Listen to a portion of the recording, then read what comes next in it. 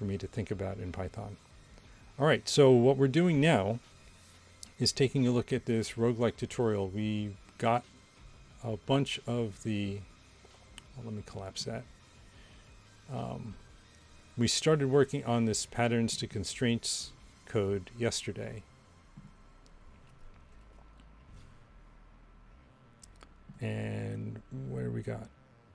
I thought I blocked these people. Is there a way I can delete the message?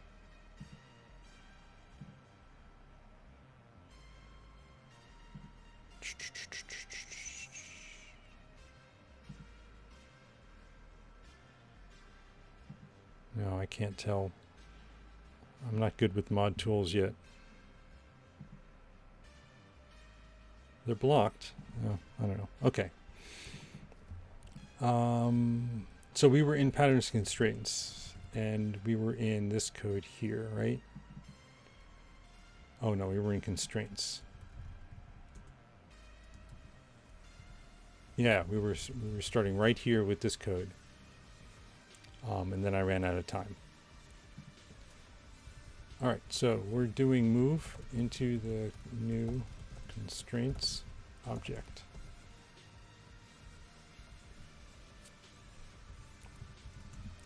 All right, so we're creating constraints, and then we're looping over all the patterns we created from yesterday. So yesterday we created a bunch of patterns by reading in a file and then looking at different chunks of that file that contained a map, and then trying to generate maps from it, or chunks from it. And now what we're trying to do is match the chunks together so that we have exits from one to the other. A chunk that has, like this one here, that has all blocks on the side will match any tile because it doesn't matter. But chunks that have exits try to line up at least one exit with another one. So this one won't go next to this one because there's no exits here, but it might go next to this one because there are, this exit here would match to this one. So there's a little complicated code we have to go through in order to get that to happen. For P in patterns.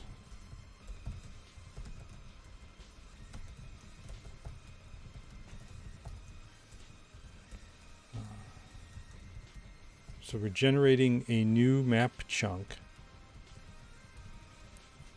and creating 4. So what we're doing is we're defining one of these things, and we have to create 4 vectors. This seems like something we would impl map chunk and create a default for. But we only have to do it once, so let's do it once. Vec new, oops. Vec new and vec new, right? And then close that. Has exits is true and compatible with, and that's another 4 vects. Oops, like that. Right, and I'm going to let cargo format clean that up for me. And then for exit in new chunk, which we just created, iter mutable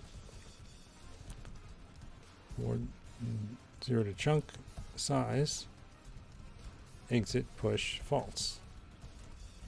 All right, so we're basically clearing out, by setting all those to false, we're clearing all these edges saying there are no exits on those, and then we'll look through the pattern to see if an exit exists. And then we have a bunch of copy paste code. Let mute and exits equals 0. So we're counting the number of exits. Chunk size, check. For northbound exits. Oh, let north IDX is tile IDX in chunk size x0. And then if new chunk pattern north IDX is a floor, the new chunk exits of 0, and then x as usize is true. It means we found an exit from this location, and we increment the number of exits we found. And then we do the same thing for south. So let's get rid of that, add a blank line there, and north, south, west, and east. So for south, we'll do south and south here. And this is 1, right? And then this is west. This becomes west. This becomes west. And this becomes 2. And then this is east. East, east, and 3. And that gets all of those repetitive code things done. And then if n exits is 0, we didn't find any exits. The new chunk has no exits. Right? And then constraints push the new chunk. All right, so that's looping over all the patterns to do that. And now we're building the compatibility matrix to see which chunks, now that we have all the exits, we can find out which chunks can map or be placed adjacent to which other chunks. And we start off by making a clone. Awesome. For C in constraints, iter mute.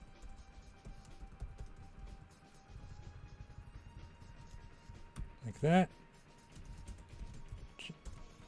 J potential in ch iter enumerate.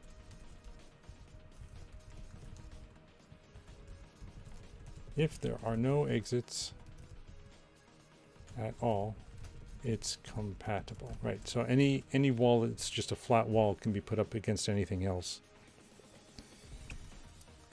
Has exits or potential has exits or compat in C compatible with iter mute compat.push on that vector. Okay. Else, if not, then we'll evaluate the compatibility, checking each direction.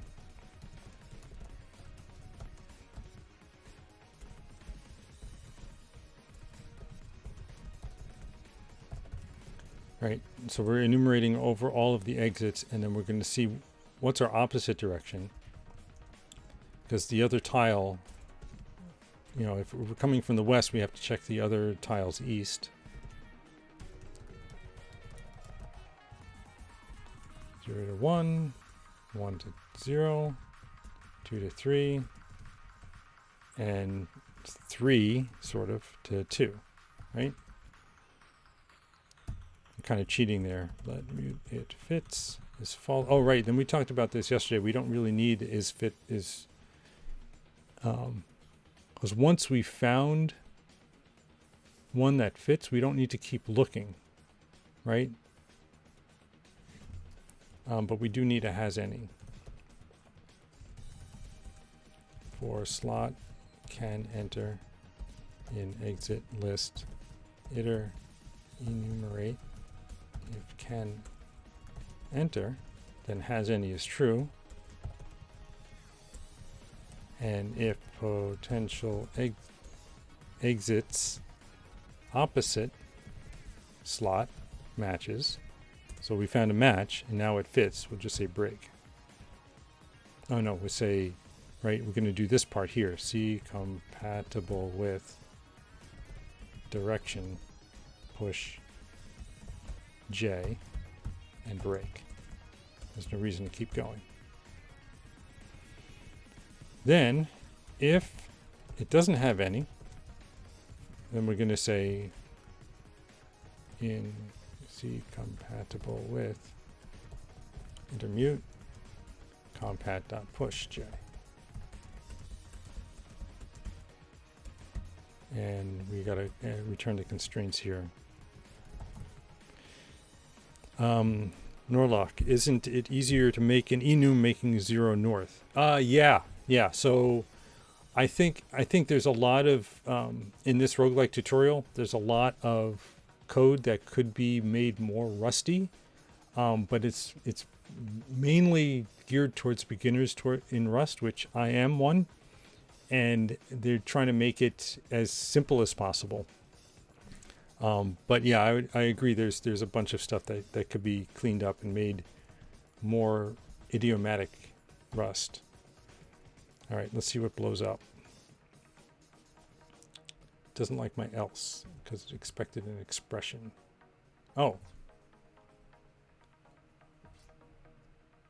I messed this up here. This is an else on this thing. Oops. So we have to shift everything over by 1. And then pull this up here, right? And now constraints is off by 1. Right? There we go. You're also a beginner. So yeah, so this tutorial, it's pretty cool. I mean, if you haven't seen it before, it's pretty neat. It starts from the basics of Rust. The whole first section is Hello Rust, and it teaches you a lot of different things. And what it does do also is sets it up so you can run it, compile it with Wasm. And you can see I've got a little roguelike tutorial. This code here is running now in my browser because I'm building it using Wasm. So it's a pretty good introduction to Rust, I found, and I've been streaming them. Yes, I'll paste the chapter 33 link. But you can get it anywhere from there. There you go. There's the link. I should add it to the description, right? Edit stream info.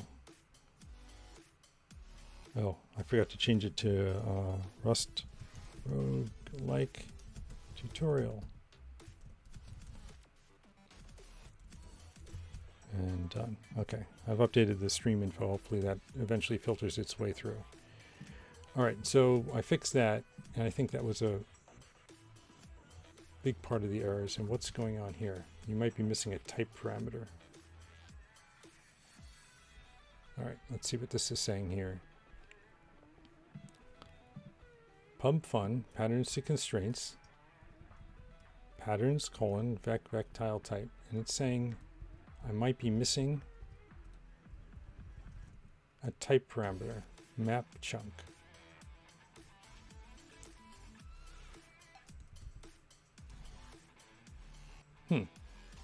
I don't think I am. This is very strange because usually the code doesn't blow up like this badly. I must have a typo somewhere in my code. I might be missing a type parameter map chunk. How am I missing a type parameter map chunk? I'm doing vectile type, which I have here, and chunk size of I32. And returning a map chunk. And this generates a vec map chunk. Not found in the scope. Oh, did I typo map chunk? Or maybe I never created it. Oh. Did I never create this?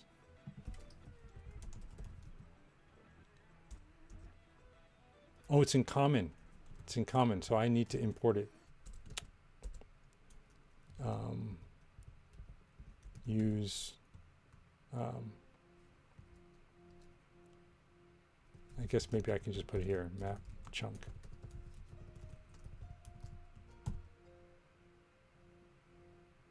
Okay, no map chunk in builder's waveform collapse. Common.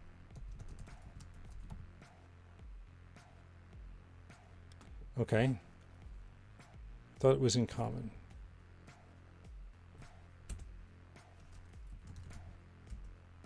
Chunk. Oh, did I not create a common? Let me escape out of that.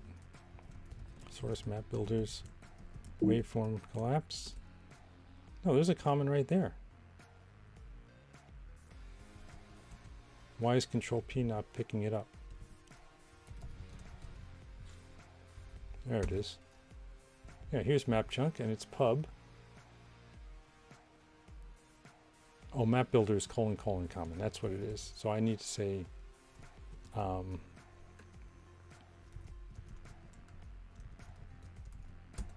there. So I need to say waveform collapse like that. That's wordy and it still doesn't work. Oh, it's not in super.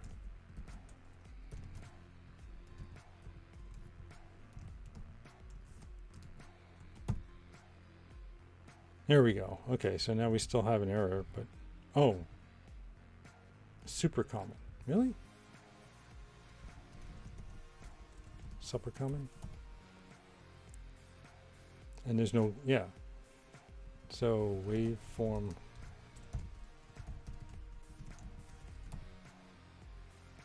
No.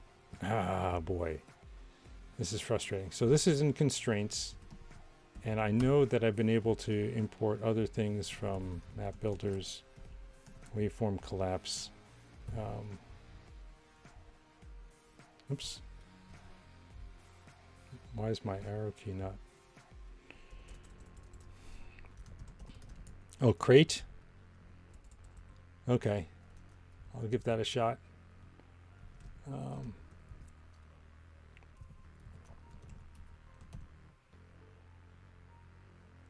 Unresolved import. Oh, because it's map builders. Can I do this? Nope. Map builders, waveform collapse. You let Rust Analyzer fix things for me? Yeah, let's, you know, it's not telling me where to find it. And this is where these are, right? No map chunk in map builders common. Yeah, I'm not saying map builders common. I'm saying map builders common waveform collapse. All right. Mod your module. That'd probably do it. Let me pull this up and then I'm going to look in map builders waveform. Just I want to see how the I'm looking for mod.rs. There we go. So it's probably mod common, right? Use common : star, right? And that should do it.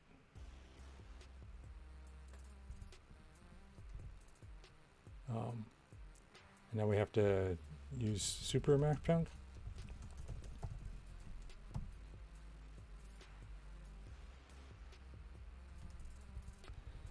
Well, it's finding the thing, but I must have messed up the source map. Let's use common. Why is it doing all this? I want to know. Does anybody know a way I can get FCF to ignore my waveform collapse common? Ignore my things in the git ignore. Tile IDX in chunk. No, that's not typoed. Oh, because I need to add it here. Duh. Let's just do star. And now we have 6 errors. Okay, now we're getting legit errors, right? We're getting errors as a result of types rather than FCF get function. Yeah, I don't know how to do that though, because my, let's see.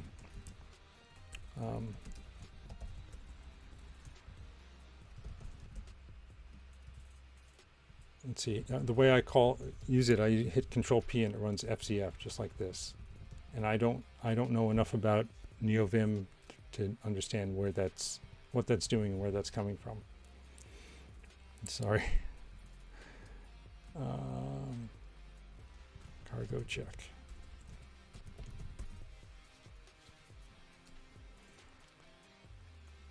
So new chunk doesn't have iter mute. Did I miss? Oh, dot exits. Okay.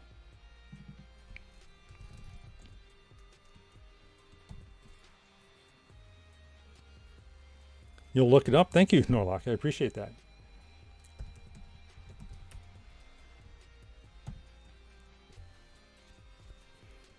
All right, we're down to 2 warnings.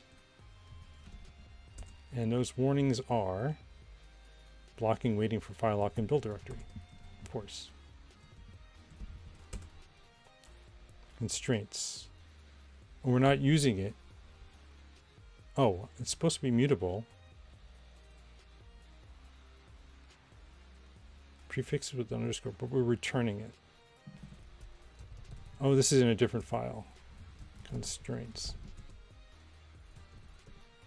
Yeah. This is okay. This is now this is going back to the original code we had yesterday. Let FCF default command AG.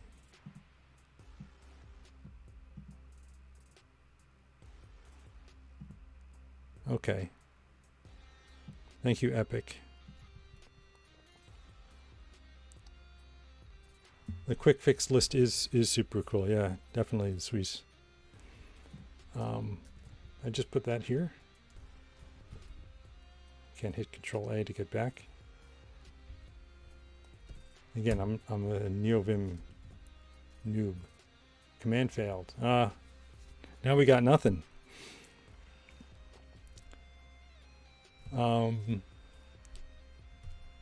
It is doing the FCF, but there must be some other. Maybe I have to do FCF. Oh, :G files to do that. I missed that. Sorry. Okay. All right. I like this. So I'll just have to map that to my Control P then. Add a to-do to replace the vec is super slow.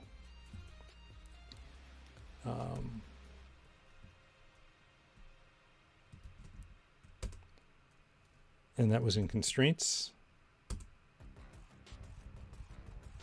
You mean this line here? Vec tile type is super slow? Is that what you mean, the Swiss? I'm not sure.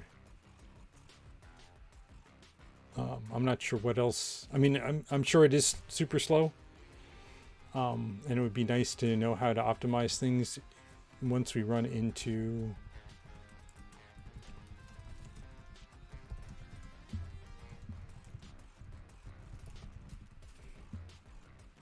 yeah, double indirection is super slow. Yeah, so you probably can do like a slice, right? Or yeah, so what do we? One of the things we do with the map is this is just a single dimensional array that we just divide into map.height, map.width, and get the index into it using basic math. So this might be another opportunity to do that. All right, so let's go over to. Oops. I keep forgetting to do NVim. And where was it? So we're going to change this to G files. Like that. And see how that works. Perfect. Thank you very much. I really appreciate the help there, Epic and Norlock. You could do a custom matrix type with a linear index. Yes. But that would get us slightly off target with this tutorial. So I'm going to defer that to later. I've got the to-do in the comment now, so we can take a look at that in a bit. So we are here. Oops, not that. I wanted to do this. Oh, right. But we don't get the...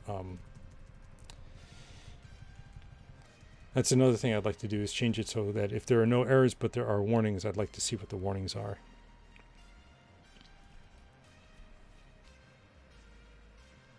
My workflow is way better than the last time. Yeah, so I took Togglebit's stuff. He's got a whole, where is this? I just grabbed this. I stole this and I modified it slightly to suit my own stuff. He was mapping some keys I usually use for other things and stuff like that. But for the most part, this was a great way to get going. I can hit Control P and I can hit Control D and get the errors and warnings. It's really, really nice. I really appreciate what he did with all of that. Right, so what we're doing now, we're here. We did these things here, and now we need to actually use constraints for something. Yeah, we read this last time. Okay, so now we're going to render the tile gallery using the new constraints. So we're going to do that. Instead of patterns, we can do constraints. Right? And we're going to see what this looks like. This should check. Oh. Expected to slice. Found struct vec. Oh, right here. We'll also need to modify render tile gallery to take the vec of map chunks. Yeah, Vim is a... thanks for sharing the link, Norlock. Vim is a tool I've been using since I was in college, I guess. Yeah, and I've just, because I've gotten so used to it. And then there's the whole Vim versus Emacs wars, which I never really understood. I've been using Vim for about a decade now, so I feel a lot more comfortable in it than going into like VS Code. VS Code is great, right? It's great, but if it's not what you're used to, you don't use it. And then I find this kind of handy to have this little window here next to my, for streaming, next to this. All right, so we need to change render tile gallery. We no longer do a vec of tile types. We now do a vec of, we got constraints. And we're doing a vec of map chunks. I wonder why I changed that. I think that was something Clippy asked me to do. And Clippy might ask me to change this to this. Oops. Right?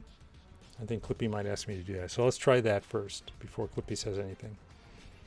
All right, so counter is constraints.len.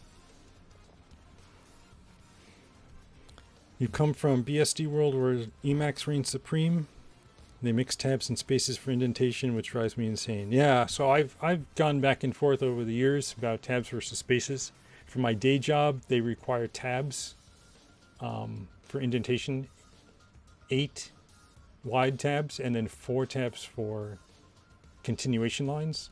But in my non-work, I just use spaces for everything, and I use indentation of 4. That seems to be pretty consistent. Yeah, formatter on save. I do it in the from the command line here. I do a Clippy and format. It'd be nice to get a little hotkey in Vim to just do a format in line. All right, so we're doing, instead of patterns, we're doing constraints, right? Yeah, and now with the Rust formatter, I don't care about messing up the formatting here as I'm doing, and I don't have to redo the formats. I just run the formatter after I'm done saving. So the workflow is a little nicer. Everything else looks the same, right? This is all the same. All we did was change patterns to chunks. We didn't have to do any other fancy thing, and then we have to modify render to map, which is where.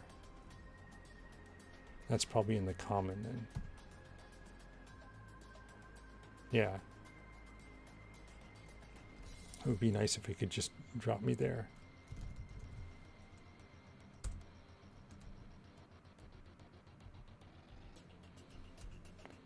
Oh wait, there is a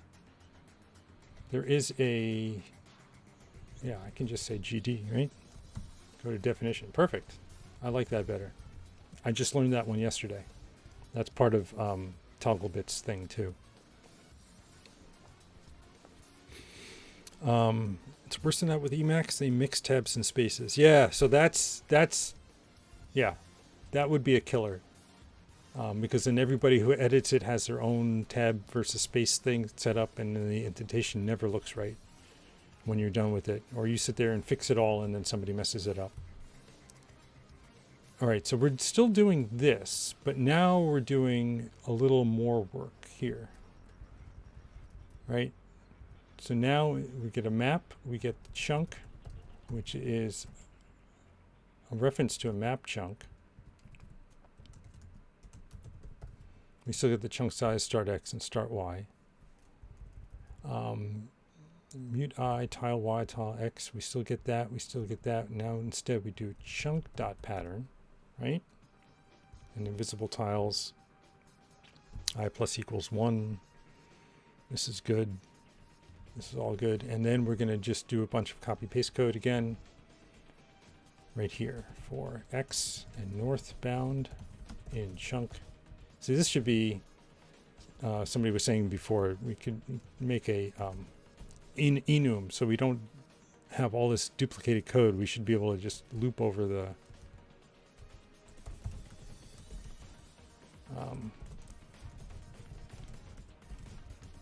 so we just have, but I'm just going to type it in once and then copy paste, like I said. Start X plus X as I32 and start Y. Tiles map IDX, tile type downstairs. What would be the advantage of Emacs? So Norlock, Emacs is just so VI, the original thing, it didn't have all these plugins and everything. So Emacs came along and it was basically Lisp based, and you could add all sorts of neat features to it by just writing some Lisp code, which, you know, everybody knows Lisp. That's sarcasm, by the way. But it was very extensible. So you could just, you know, people would write these extensions for it, and it would be really neat. But then, of course, Vim came along, and NeoVim, which could do the plugins too. So people who used Vim weren't feeling as left out anymore. All right, so I'm just trying to scan the code here, what I need to change. And this is just start Y plus chunk size minus 1, right? I did miss this. Vim has, as we said, Vim has autocomplete built in. You just use that with Control N. So my Control N is mapped to down arrow. So I'm going to have to figure that out, because I would like to do use autocomplete now and again. What I don't want is like a bunch of text popping up as I'm typing. I hate that. So there's westbound, and then westbound is start X and then start Y.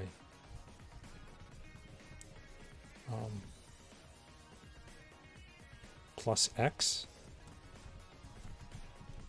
Does that start Y plus X as I32? Yeah, I guess that makes sense, because you're going from the row and then you're going forward. Forward? If you're going westbound? Yeah, because if the other tile is going west, then you want to go to the next one. Okay. I'll buy that. And then finally we have east. And this is start X plus chunk size minus 1, and then start Y plus X as I32. Right? And now that we have the demo framework running, we can cargo run the project and see tiles and tiles from here. Okay. So all they're doing is we're demoing how the, oh, it's not exit, it's exits, right? And I forgot to change all these numbers.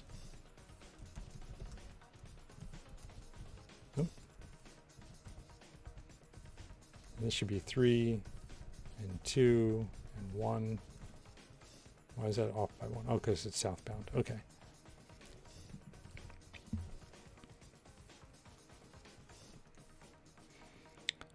You're a spoiled programmer, uses autocomplete for everything. Yeah, I hear you, Norlock.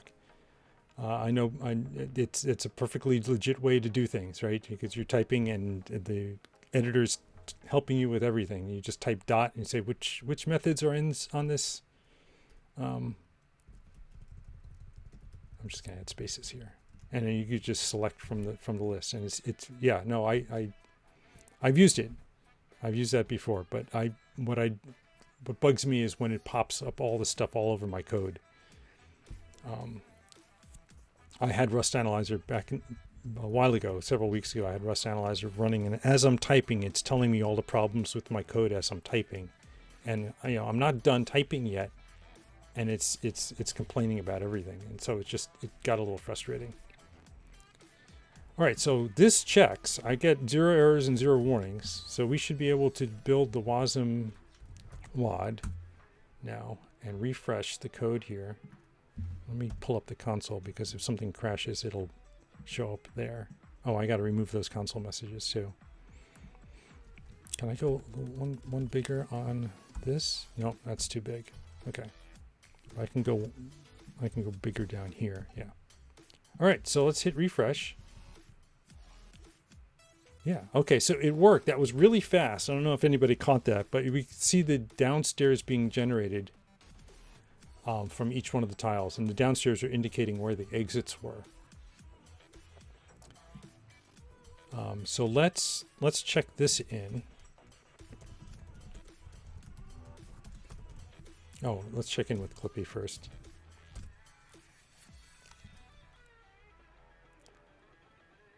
And oh, 1 I30. So we don't have to, if you have a number, I guess yeah. So that's a standard Rust thing, right? And Vim. Still have to get that into my muscle memory. So here on line 122, we can just say 1 I32. Like that. I think that's what Clippy is telling me. Yep, okay, so we'll do that. Git add source, git commit, part way through the waveform collapse code. And let's push that up, and we take a look. There it is.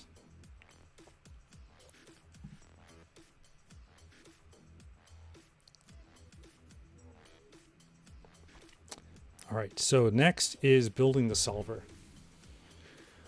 Do you remember the old books of logic problems you used to be able to buy for long trips? I do, sort of. Fred is a lawyer, Mary is a doctor, and Jim is unemployed. Oh, yeah. Okay, yeah. I remember those puzzles. You have to create like a 6-way grid and then slowly fill it in and then figure it out. So we're going to do this with building a map. All right, so we're going to go into our build code for the waveform generator.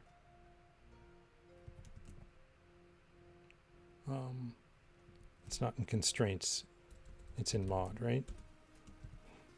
Yeah.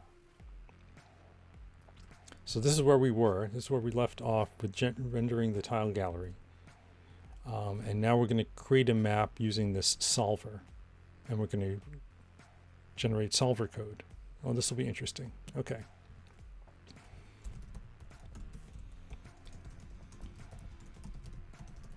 So we get the depth. We create a map using the new depth.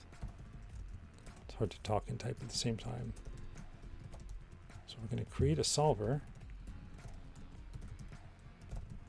And we're going to clone and pass in the map. While solver iteration. Oh, we're passing in the random number generator this time. Okay, that's good. One of the things that we're doing, we're using the entity component system to generate the to do all the back-end work for us. And there is a random number generator we stored as a resource in the entity component system so that we could generate a seed and create a brand new, create the same dungeon from a specific seed. Web browser in Emacs seems cool. Yeah, isn't there a web browser in VI also, or Vim? I haven't. I thought I remembered somebody doing one of those.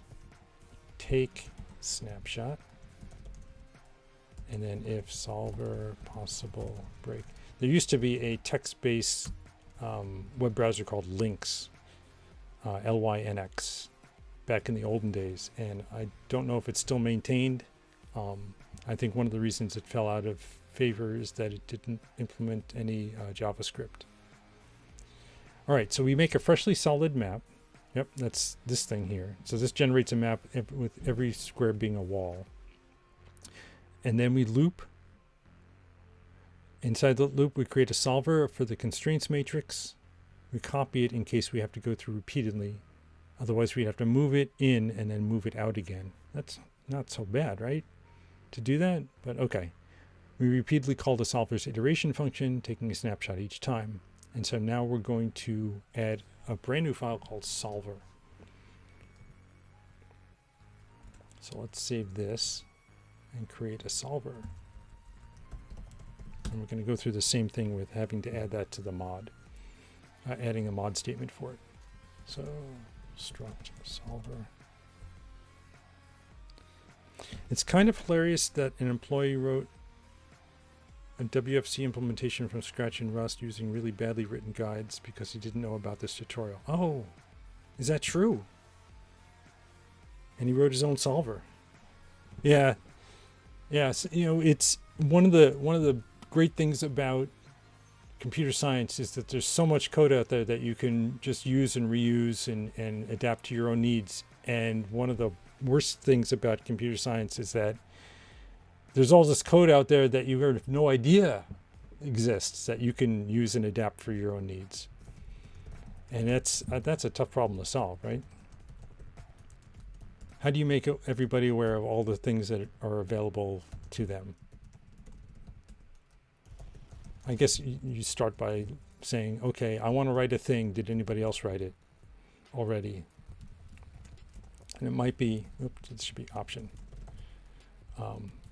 You know, that's what Stack Overflow was invented for, maybe. But still, that's not a full solution, right? Size, like that, and then remaining back size I32. Oh, what'd I do? And then pub possible bool. It would be nice to create a getter for this instead of doing it at pub, but everything else in this entire project is pub everything, so I'm not going to worry about it now. New constraints chunk, and then we get the chunk size and a map, and it returns a solver. Okay, let chunks x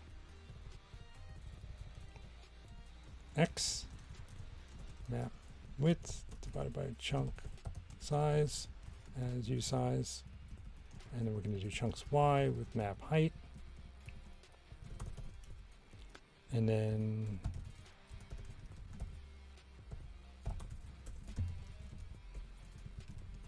I32 is back new for I in 0 dot dot chunks x and times chunks y remaining dot push I0.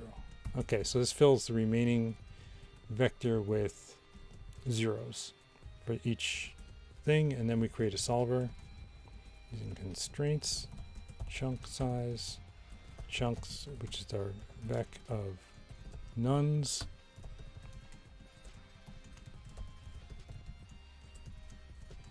right? And then chunks x, chunks y, remaining, and possible. Anti666, thank you for the follow.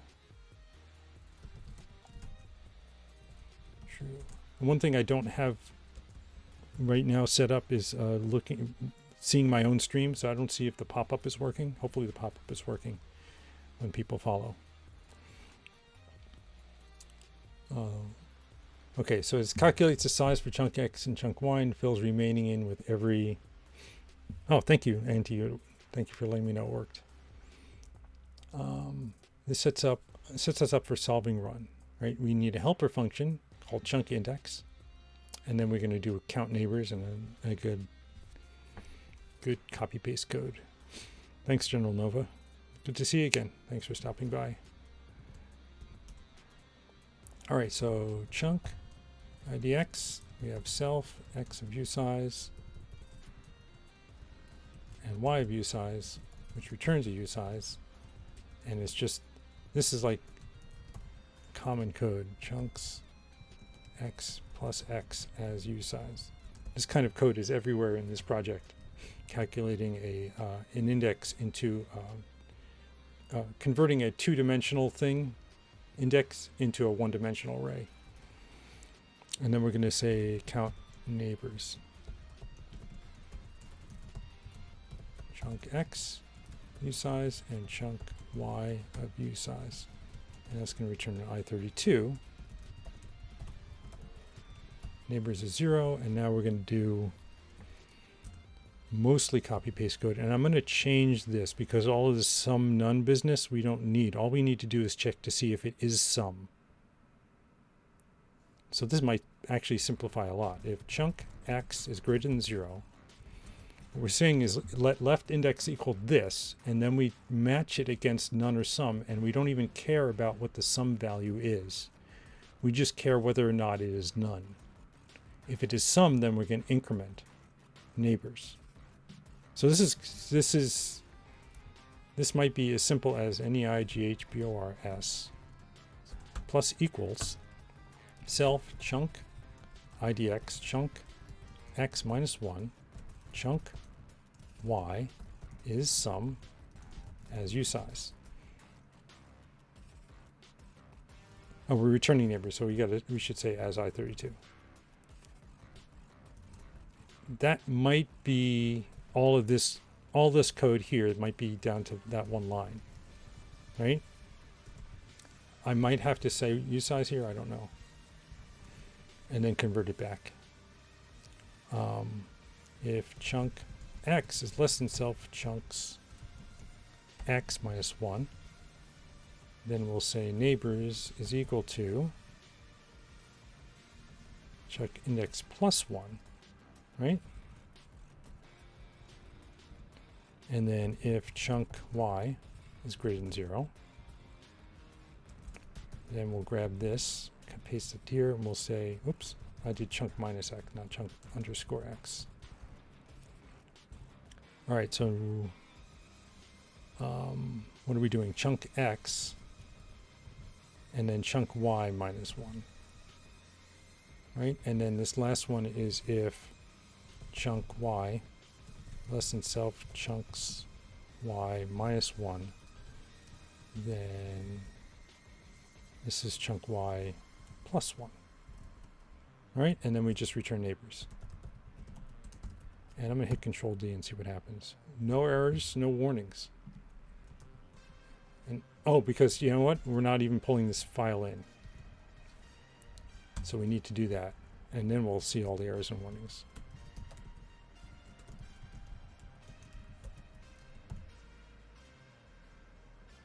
Okay, only 2. Oh, because I... okay. And what's wrong here? Not semantically valid as a function parameter. Oh, because I need to put it in as... That was dumb. So let's put all those over and then we'll put that there. Yeah, it had to be part of the impl. And I didn't make it part of the impl. So now we're down to 8 errors. Use superstar. Okay, now we're finding out we can't use is some method not found in usize. Oh, I need to do this. I did that all wrong. Okay. Good thing it's an easy fix. So this is self chunks, open bracket, right? For all of these. And then I need to do a close bracket on the other side. Here, here, here, and here, right? And hopefully it doesn't complain about it being mutable. Method not found in solver solver. And I can't go GD because it doesn't know about it. But I can go back here and find out that I didn't make it public, right? Oh, iteration doesn't exist. Okay, so that all worked, right? Yeah, that's the only error left is iteration is missing. So we still need to write that. But that means this code all compiled, which is great. All right, so here's iteration is big. Oh my goodness. Okay. So you know what we're going to do is we're going to save iteration for tomorrow because I've reached the end of my streamability. I don't have any more time, unfortunately. But we got pretty far, right? So we got code that doesn't compile, unfortunately. So I don't want to push it because it doesn't compile.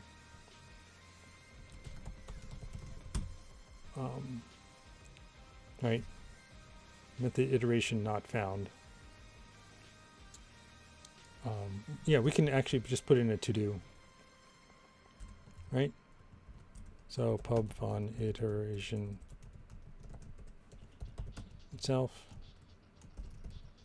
Well, map mute self mute map RNG mute super RLTK, right? Random number generator, and it returns a bool. And I'll say to do and call it false. And I don't want to run it because false might put us into an infinite loop.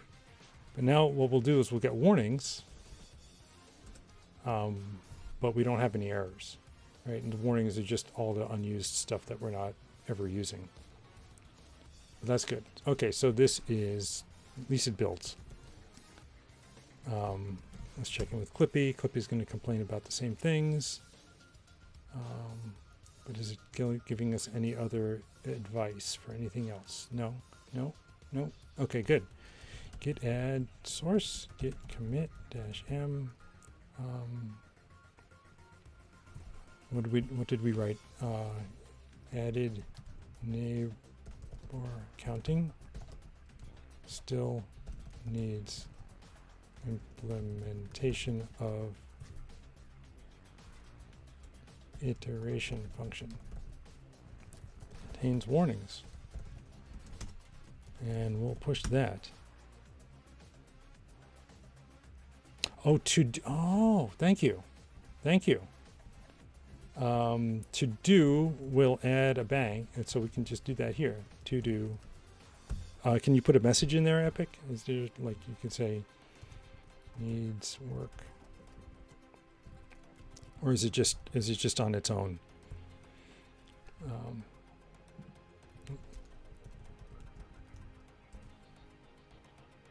It's in standard.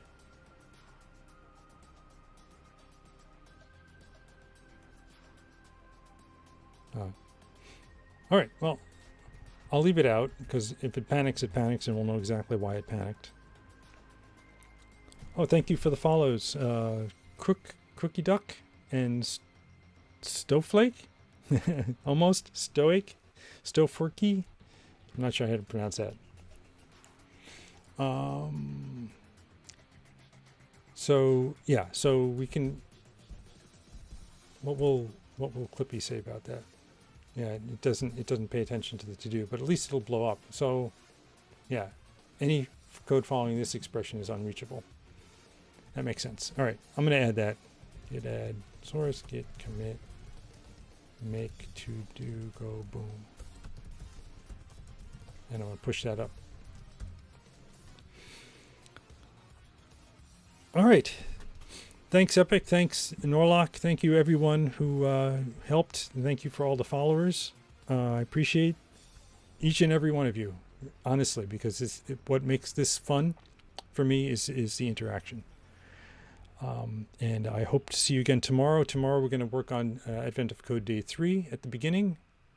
And then we will move on to the next section of this, which looks like long and complicated, but hopefully some copy-paste code that we can simplify, right? Thanks again, everyone, and take care.